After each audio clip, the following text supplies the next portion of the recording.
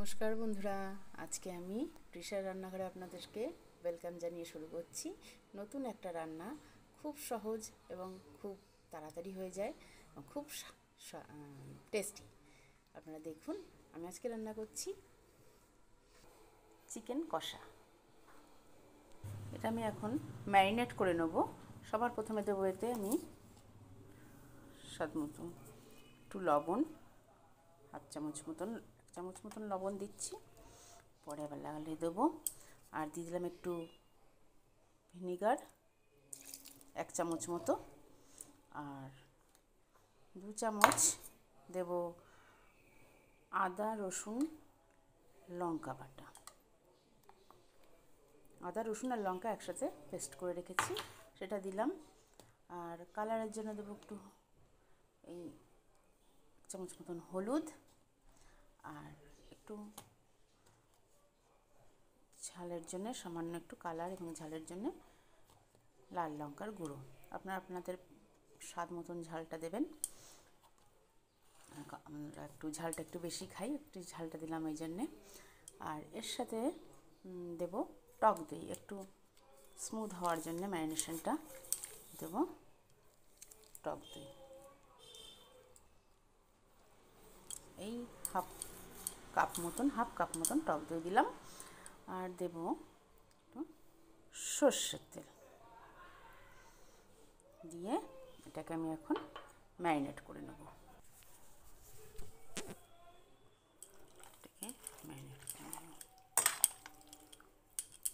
আমার মাংসটাকে মাখানো হয়ে গেছে। এইভাবে আমি 10 থেকে 15 মিনিট রেখে দেবো, ততক্ষণ আমি অন্য প্রিপারেশনগুলো করে নিই।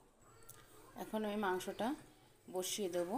কড়াই আমার গরম হয়ে গেছে, কারণ না এখনও এই যে তেল দিয়ে দিলাম, সর্ষের তেল। তেলটা একটু গরম হয়ে নিক।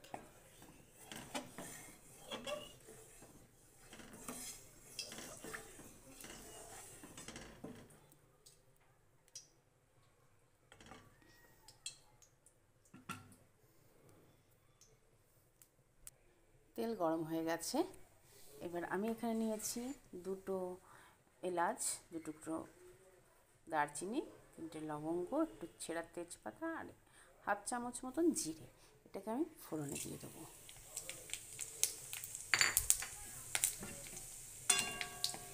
এই 5-6 সেকেন্ড একটু ভাজা ভাজা করে নিয়ে একটু সুন্দর গন্ধ যেই আসবে এটার থেকে, তখন এর মধ্যে আমরা যে পেঁয়াজ কুচি, মাঝারি সাইজের 3টে পেঁয়াজ কুচিয়ে রেখেছি, সেটা দিয়ে দেবো। খুব বেশি ভাজবো না, আমি মোটামুটি ট্রান্সপারেন্ট কালার এসে গেলেই এটা ভাজাটা হয়ে যাবে। বেশি লাল লাল করে ভাজবো না, মানে বেশি লাল লাল করে ভাজলে পরে মাংসটা আমার কাছে অতটা ভালো লাগে না। তাই একটু বেশ ট্রান্সপারেন্ট হয়ে গেলে, কালারটা একটু চেঞ্জ হয়ে গেলেই পেঁয়াজটা ভাজা হয়ে যাবে, তখন আমরা অন্য মশলাগুলো দিয়ে দেবো। এটা একটু ভাজা হয়নি, ঠিক এরকম যখন ভাজা ভাজা হয়ে যাবে তখন আমরা এর মধ্যে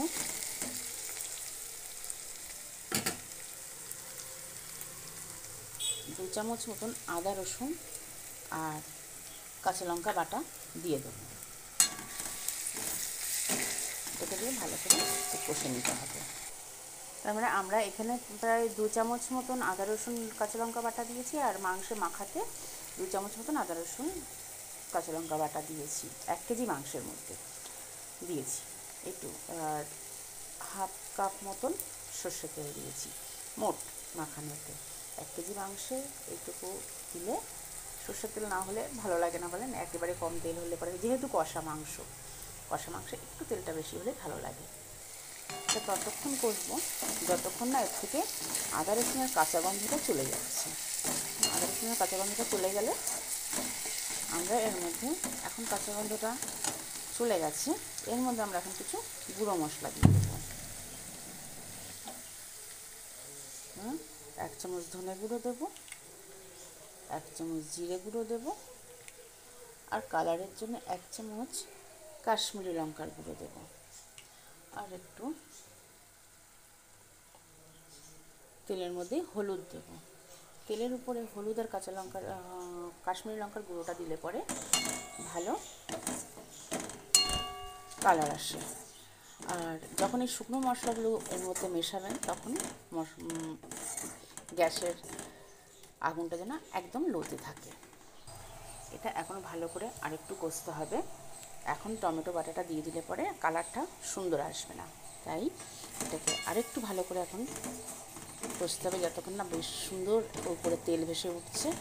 তেল ভেসে যখন উঠবে তখন এর মধ্যে টমেটো বাটাটা দেব, আরেকটু কষবে। মশলা এখন এইভাবে তেল ভেসে উঠেছে, এখন এর মধ্যে টমেটো বাটাটা দিয়ে দেবো। এই বাটির মধ্যে এখানে দুটো মাঝারি সাইজের টমেটো বাটা আছে, এটা দিয়ে দিলাম। দিয়ে এটাকে আবার একটু কষতে হবে ভালো করে। এর মধ্যে একটু টমেটোটা যেহেতু টক এক ব্যালেন্সের জন্য আর একটুখানি লবণ দিচ্ছি। লবণ মাংস দেওয়া আছে, আর এর মধ্যে সামান্য আরেকটু লবণ দিয়ে দিলাম। একটু টেস্ট বুঝে লবণটা দিতে হবে। তারপরে এইটা দিয়ে কাঁচা টমেটোটা দিয়ে ততক্ষণ কষতে হবে যতক্ষণ না একবার তেল ভেসে উঠছে এবং টমেটোটার থেকে কাঁচা গন্ধটা চলে যাচ্ছে। মশলাটা একদম কষে গেছে, সুন্দর তেল ভেসে উঠেছে উপরে, দেখুন কত সুন্দর কালারটা এসেছে।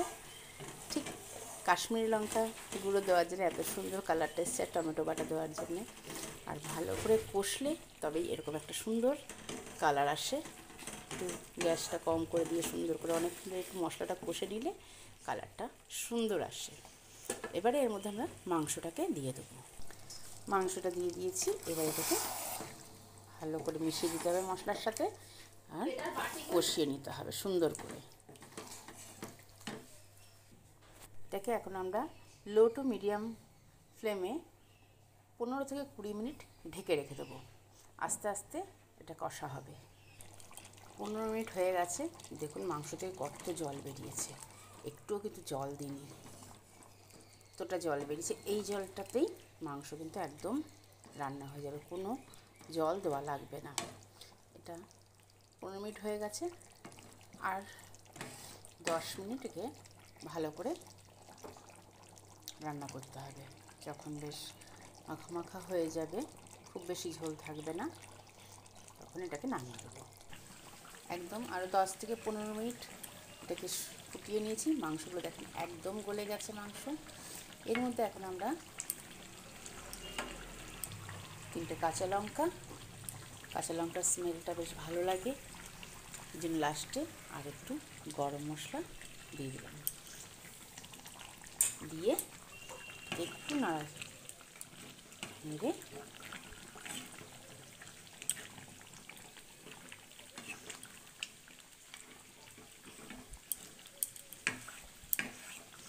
একদম রেডি আমাদের চিকেন কষা।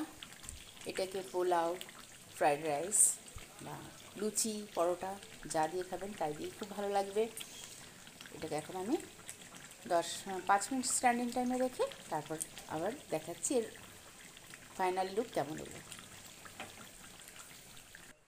আমাদের চিকেন কষার ফাইনাল লুক দেখুন কেমন লাগছে, কত সুন্দর লাগছে না? এটাকে আপনারা একবার ট্রাই করুন, দেখেন কেমন লাগে। ভালো লাগলে একটা সাবস্ক্রাইব, লাইক করে দেবেন। আর আপনাদের নতুন বন্ধু হিসেবে আপনারা যদি বেশি বেশি করে এটাকে শেয়ার করেন, লাইক করেন, তাহলে আমি অনেক অনুপ্রেরণা পেয়ে আরও নতুন নতুন কিছু ভিডিও আপনাদের কাছে দিতে পারবো। টাটা।